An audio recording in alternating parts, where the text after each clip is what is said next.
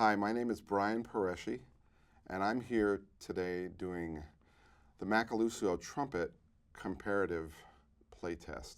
I have been living in New York since 1996. I'm a commercial jazz lead trumpet player.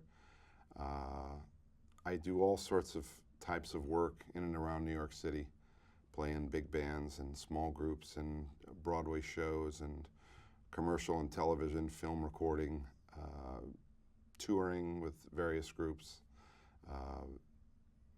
Probably one of the benchmarks or guideposts of my playing and my style of playing is that I am pretty versatile. Now, that doesn't mean I can do everything, but I do fit into a lot of different situations, and I'm very excited today to try Chuck Macaluso's new trumpet. His trumpet, this is the File 32.05 trumpet prototype, and a few weeks ago he contacted me about playtesting his trumpet, and I'm very, very excited to do this. I've heard about it through a colleague of mine, Tony Cadlick, and he was speaking volumes about it and how great it plays, so I'm super excited to be here doing this. This is a real treat for me, and honored that he asked me to do it. So I play a Bach 72 lightweight medium large bore trumpet. It's raw brass and it's a medium large. The mouthpiece, I play a Monette. This is a Monette BL81. It's one of the early Pranas, and it's got a, for those of you that are interested, it's a 23 throat. And just so you know, I haven't played a single note on this new horn, so you're gonna get my complete raw reaction to it. I'm gonna try playing the instrument from the bottom, not to the very top, but I'll try to get 3 octaves anyway. And I'll just play some different things, scales, arpeggios, on my horn, and then I'll try the other one.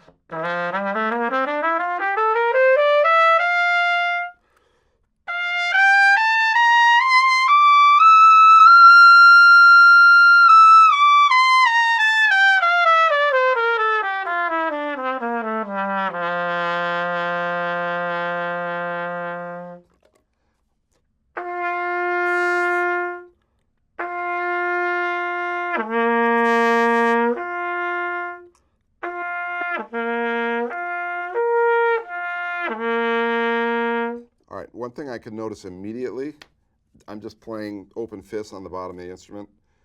The movement between the partials is super crisp. It's clearer than on my Bach, without a doubt. Without having said anything else about anything else, I played 4 notes, and I can tell you that much. I don't know, sometimes we use the term junk. Like when I would study with various players over the years, they would talk about when you did exercises involving the partials on the trumpet, try to get rid of the junk between the notes so that you're moving perfectly clearly. Now, I do that with various degrees of success, but I will say right off the bat, without hardly playing anything, I played 10 seconds, the movement, at least on the bottom partials, is super crisp.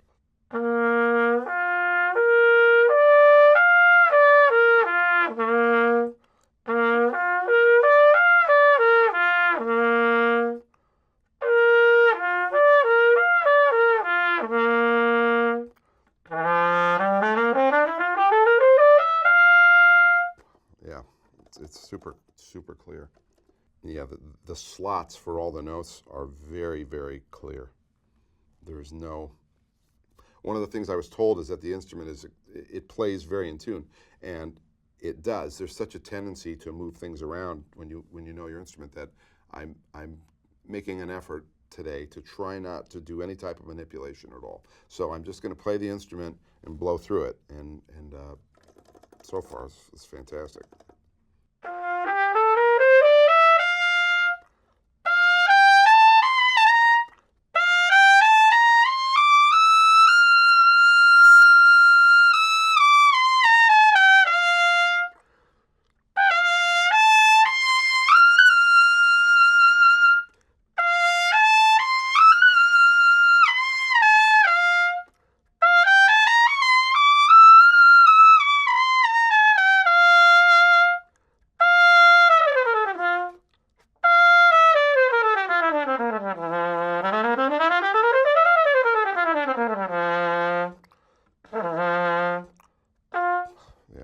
it's definitely got a a freer response and a much more clear movement between notes.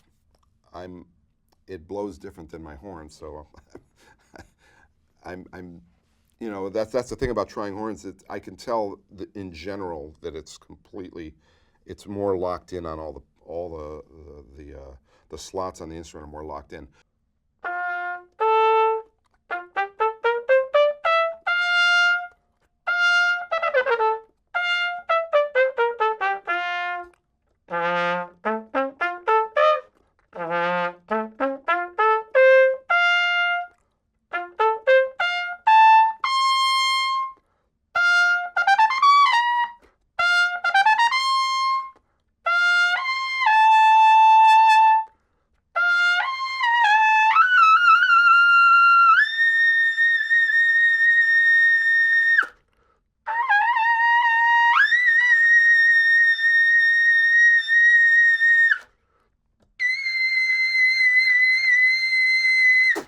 All right, so it has slots. It has definite slots on all the way through the register. I just have to get used to them. But yeah, even the double C, D. I mean, those aren't easy for me to get all the time, and I'm getting them.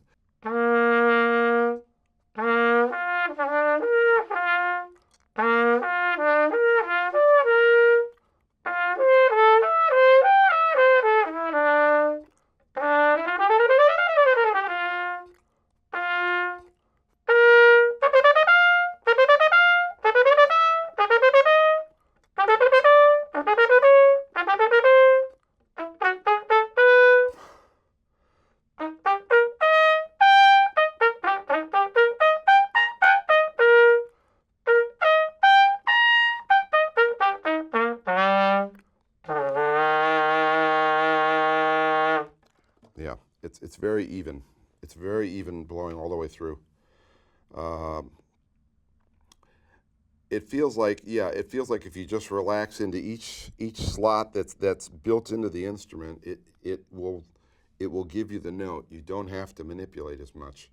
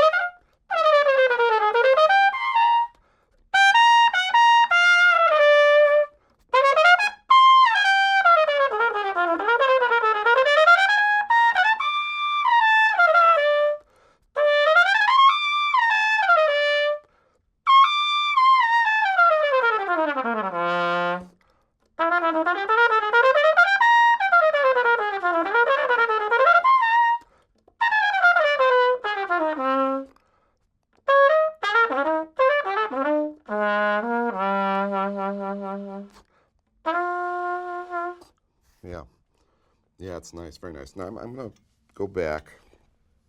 Actually, I'm going to take a second here. A lot of blowing. One of the things I notice immediately about it, it's very even all the way through.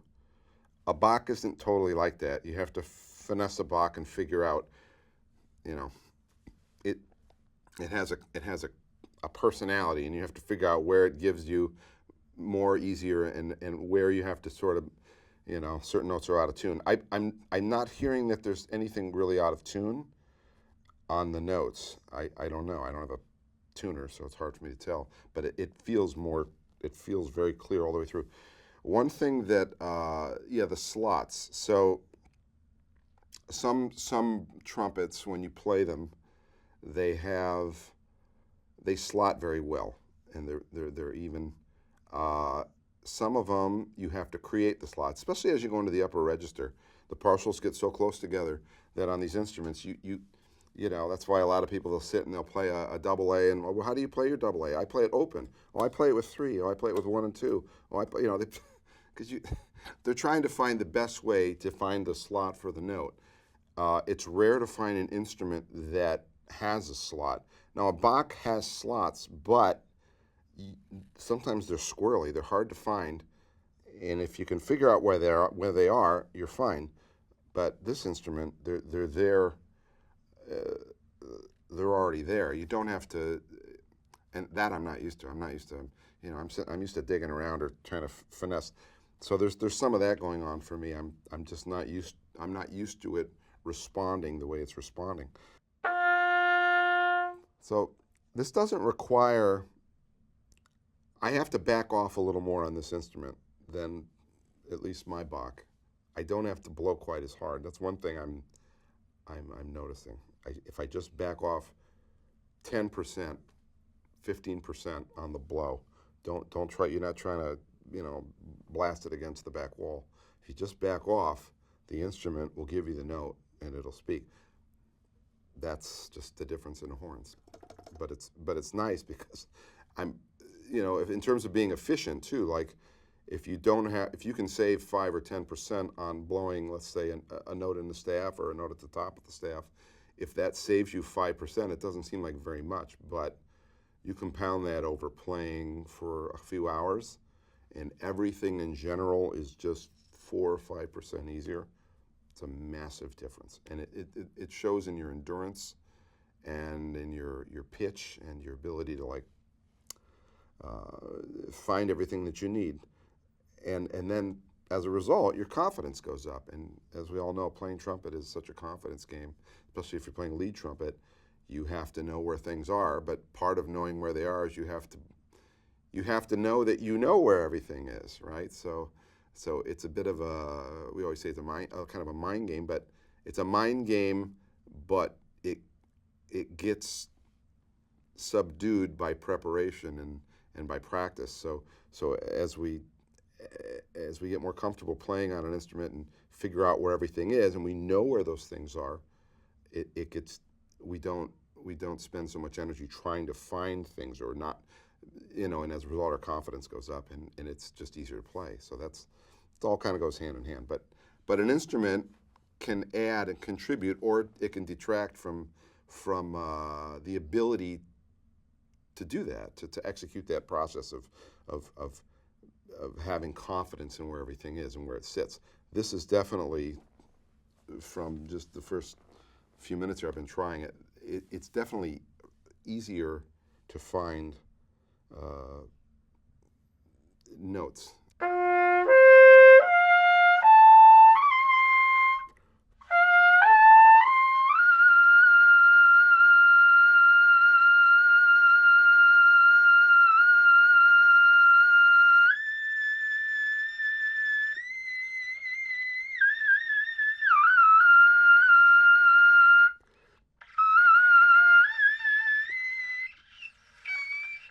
I can't get the G, but so what I just was doing now is I was trying the instrument, playing extremely softly, seeing if I can still get those partials out, and I can, and they're right there. So that tells me that the slots are all there, everything is there, and it just comes down to how much volume or velocity of air, the air column you put behind it. It's there. The slot is there. You can play it softly. You can play it super loud if you want. The challenge is developing your armature so that you can do both, but the trumpet has the ability to do that, which you cannot say for all trumpets, not even close. So that's pretty remarkable.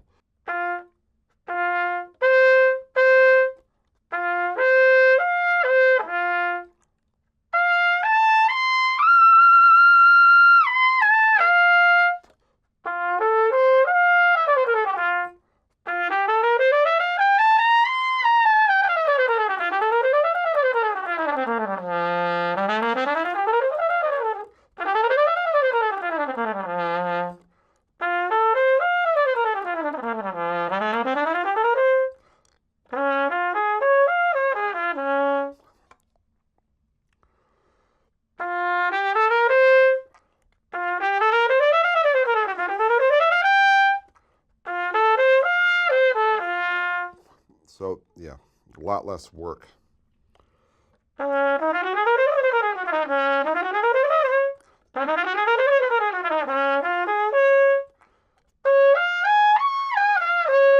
So one of the things that's happening for me is that playing between the instruments, I'm blowing into this instrument the way I would blow through the Bach, and the Bach, I have to do more to get it. So part of adjusting to a horn this seems like it's more efficient on every level, is that you can't overblow the instruments. You can't force things out of the instrument. In volume issues, like when you think you need to play louder to get more volume, but it's really more about centering the pitch, centering the tone, and putting a nice even column of air, and the instrument will project. The instrument projects fine. You don't have to blow the roof off the house. You know, it gets out there. The sound gets out. So anyway.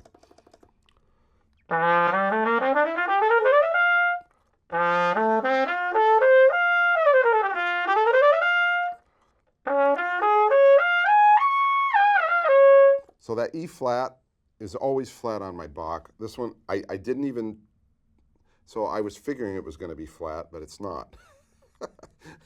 I just go and I go right up and I play it, and it's there. So this is definitely, one thing I can say is especially from like the break, or at least I notice it. It's the case all the way through the instrument, I'm sure, but from like G at the top of the staff up to at least D, E, or F, somewhere in there, all those notes, on other instruments, like the E, on a Bach, the E flat is flat, the E is flat,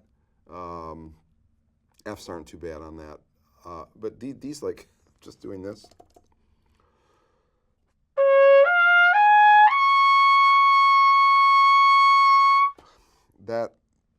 So that would not, I'll show you. I'll show you what happens on this one. The E flat will be flat as a pancake.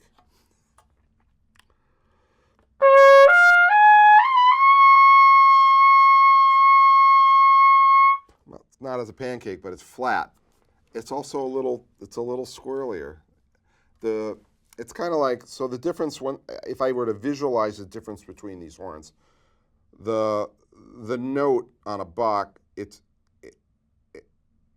I don't know how to explain, but the way that the slot feels like this, but it's a wider slot, but it moves more. So when you play, there's more. There's different places you can place it, and this one, it doesn't do that as much. It's like if you just trust it, it goes note, note, note, note, and you're not moving it around too much. You don't have to. I'll go try something else.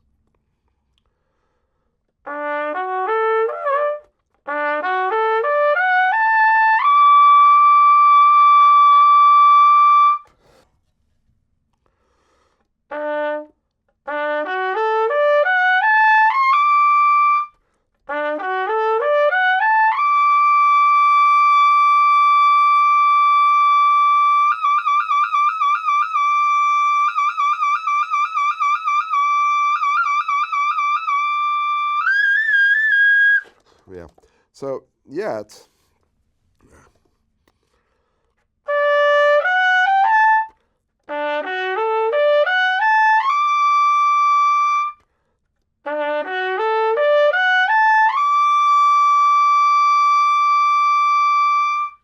I even noticed that when I played in the bottom fifth of the instrument.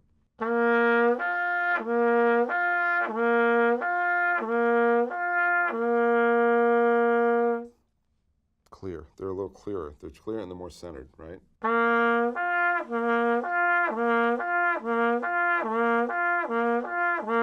So going up is fine. Coming down, it's a little fuzzy for me. A little harder for me to find that low C. I can find it, but I'm doing things to find it. And I do it all the time. There's little adjustments you make. That's what it is.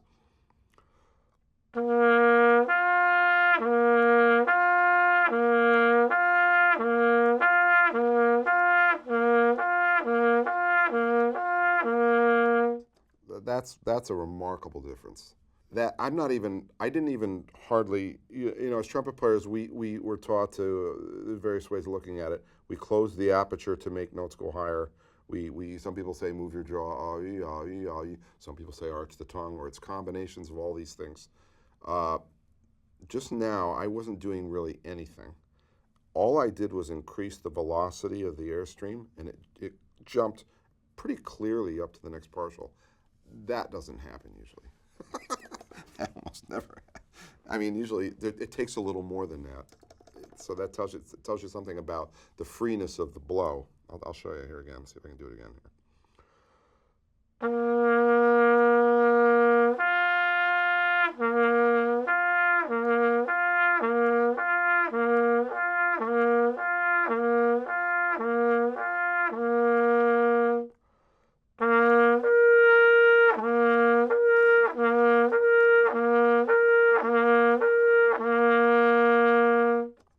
Yeah, even octaves. Yeah.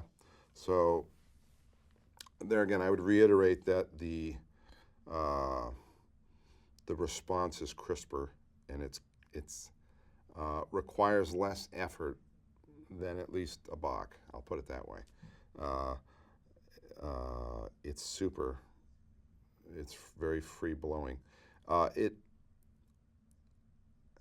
It doesn't require quite as much air. Now, some people say, "Oh, that's a tighter horn." I don't know if it's tighter. It's also probably more efficient. It's not necessarily tighter. It's just that you're not wasting any of the air column. It's sort of just like the note is hit. It's all on the note, and then you move to the new note. Anyway, all right. Blowing resistance in the high registers. Yeah, this sort of goes hand in hand with the previous thing. Let me see if I can demonstrate. Well, let me go back to my other horn. Resistance. So that blowing resistance in the upper registers, basically referring to how much resistance you're feeling as you play up there, whether it's resistance against your armature and muscles, or resistance against your air column and your diaphragm. Like how much effort is it taking to do that, and how much is the horn pushing back against you? All right. Let me see.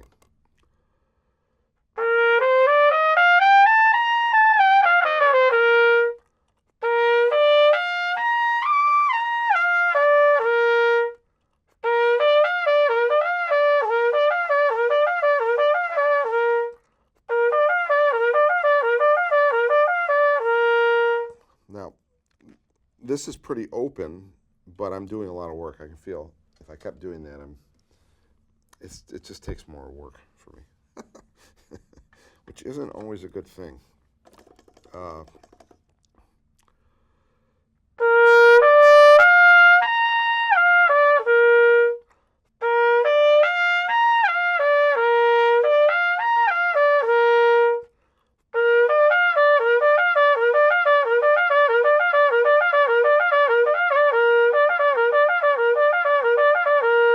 Those are way clearer.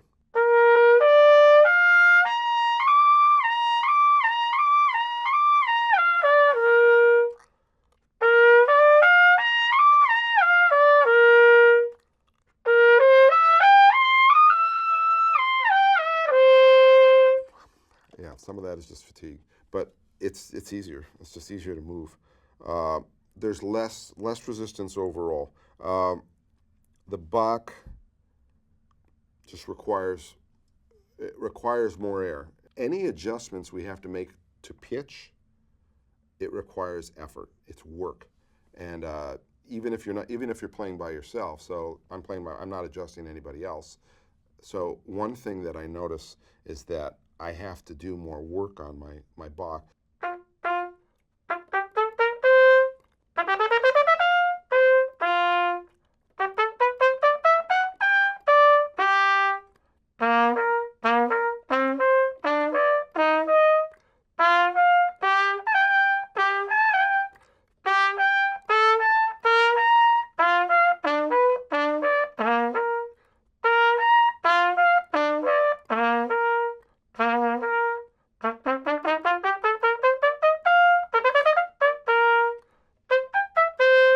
Okay, we're going to do a little bit of articulations and attacks, and check it out as far as that goes.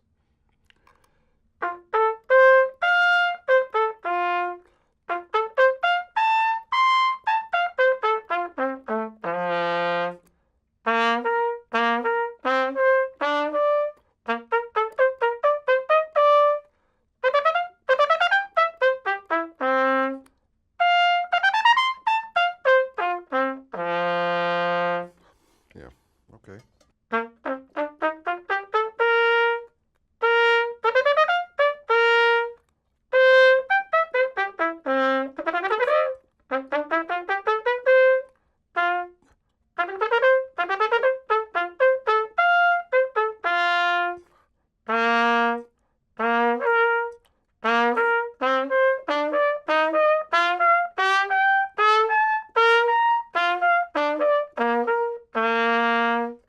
Yeah, so octaves are easier, much easier.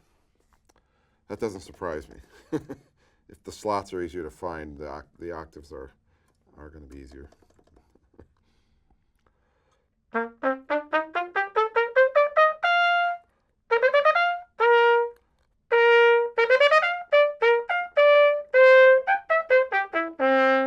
Yeah, I just have to back off a little bit on this instrument.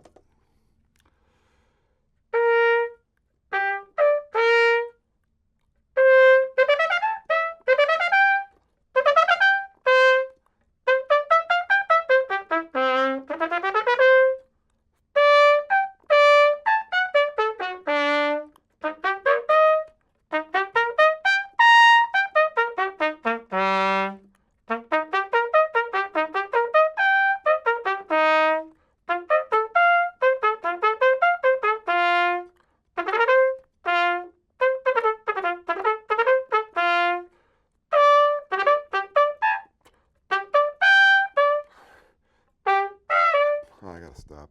Take a break here. Yeah, yeah. This instrument is, it's you have to relax and just, it lets you know when it's got enough. There's a finite amount.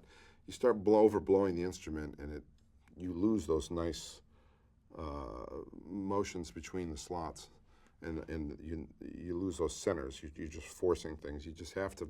There's a sweet spot, and that, in essence, that's forcing the player to also be more efficient, right? This is the crux of playing a brass instrument. That's the great hill to climb.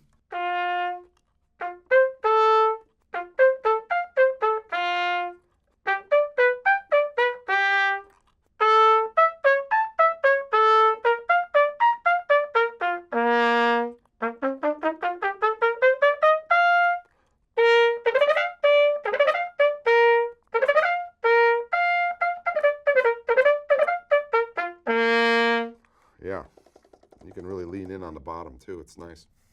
Okay, so that, as far as articulations go, super crisp, super clear.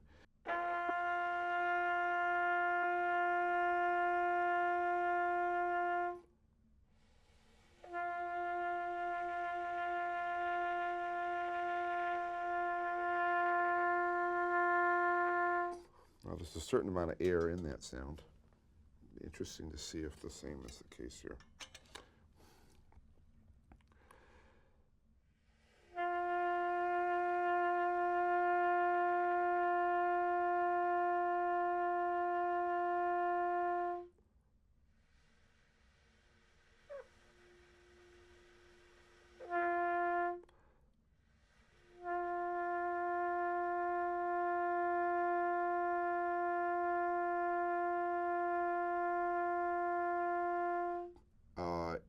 It's very, very clear sound.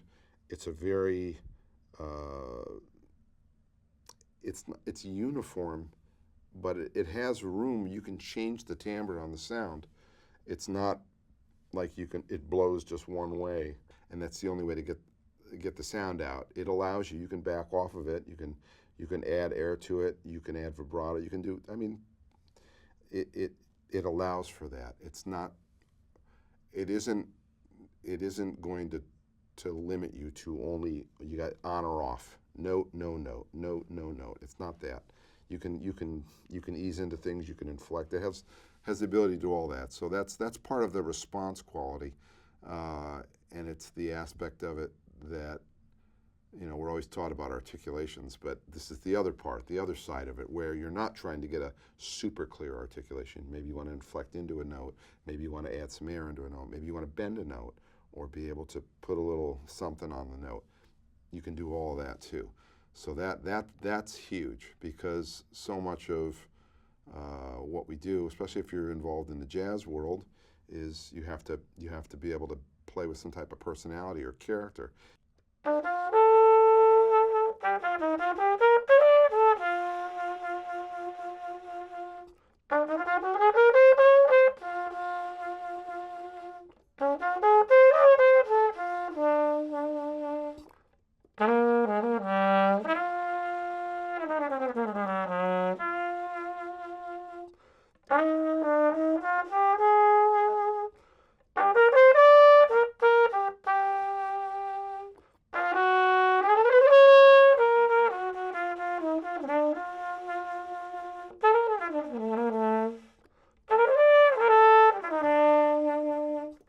In general, I'm comparing it to a Bach medium large. So obviously, if you're playing a different instrument, it may have a slightly different comparison. But as far as what I'm experiencing, it blows more freely than a Bach.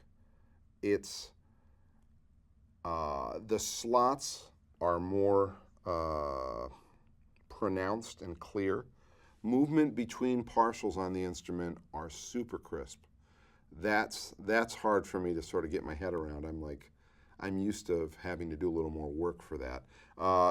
In the upper register of the instrument, through the break, you know, like from F at the top of the staff up to high D, let's say, or even E, the notes are really in tune. They're much more in tune than my instrument here.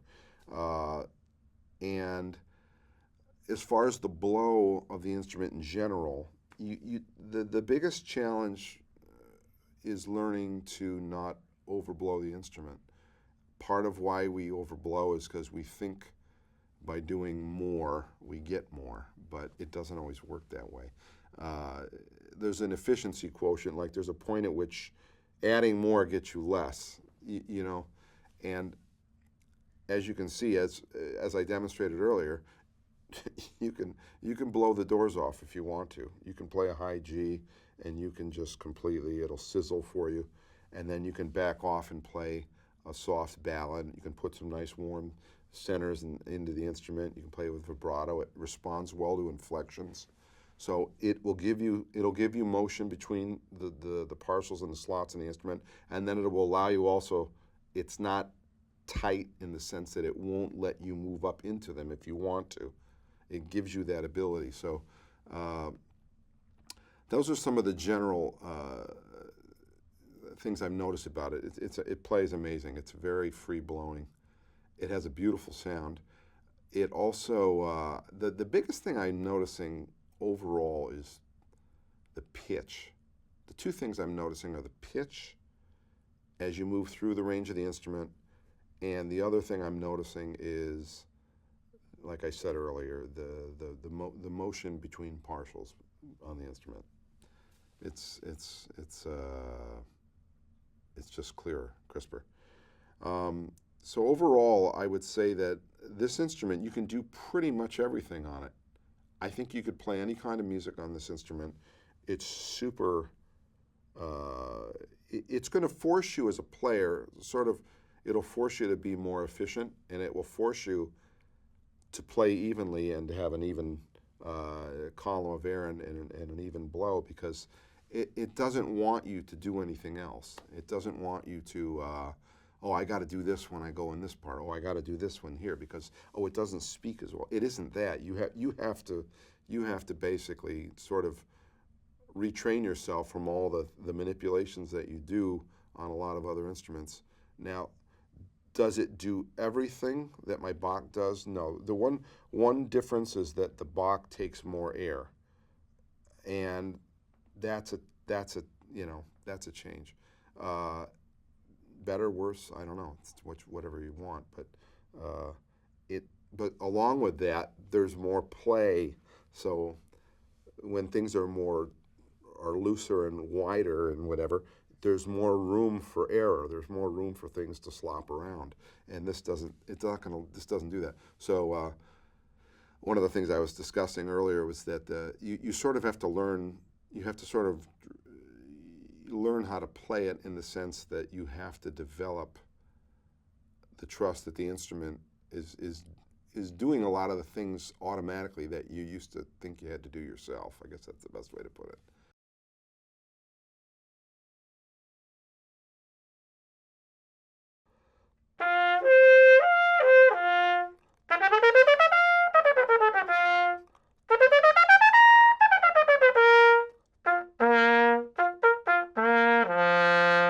Yeah, okay. I know what that is.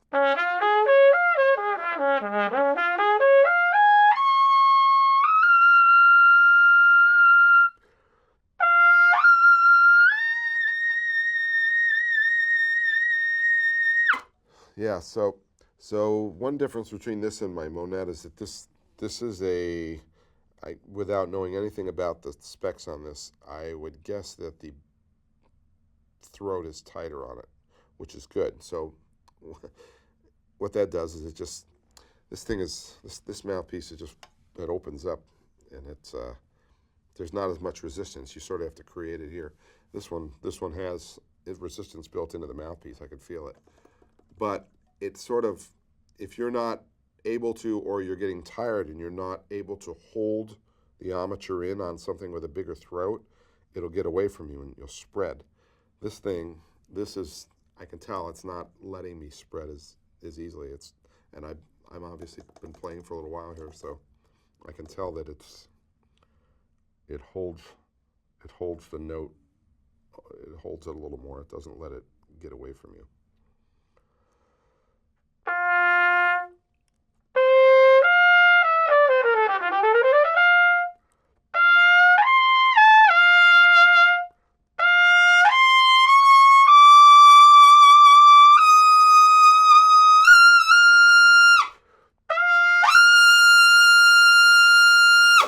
All right, I just wanted to put something behind it and see what it did. So that, I mean, you don't need to play any louder than that ever, and that's probably too loud for most situations. But so that's a G. It wasn't. It felt pretty comfortable, and it got bright. I could feel the edge had like a sharp. As I increased the velocity, I could feel it getting sharper. I was playing them soft before, but if I just put something behind it, it gets brighter.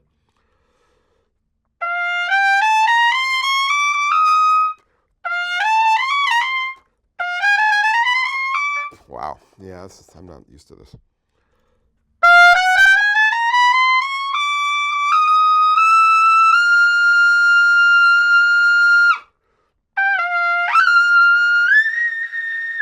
Yeah. Anyway, you can find something good in that. There's a lot of something in my playing there.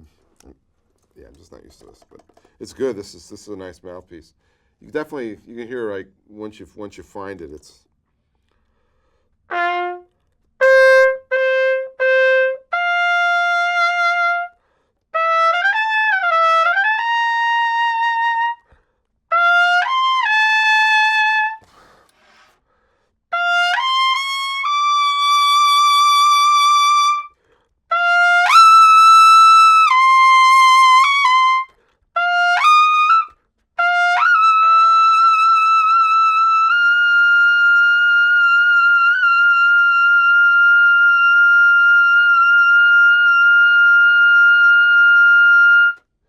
Yeah, so there again. So I took one hand off just to show that I'm not applying a ton of pressure. So for me, as you can tell, I'm not used to it, but once you find it, it's all there, and it's the effort. I'm not killing myself. I'm sitting there, it's not.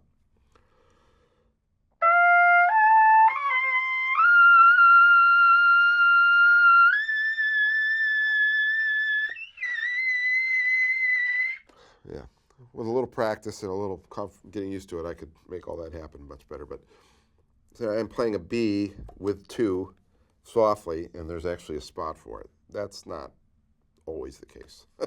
All right, that's good for that. All right, so let's call that.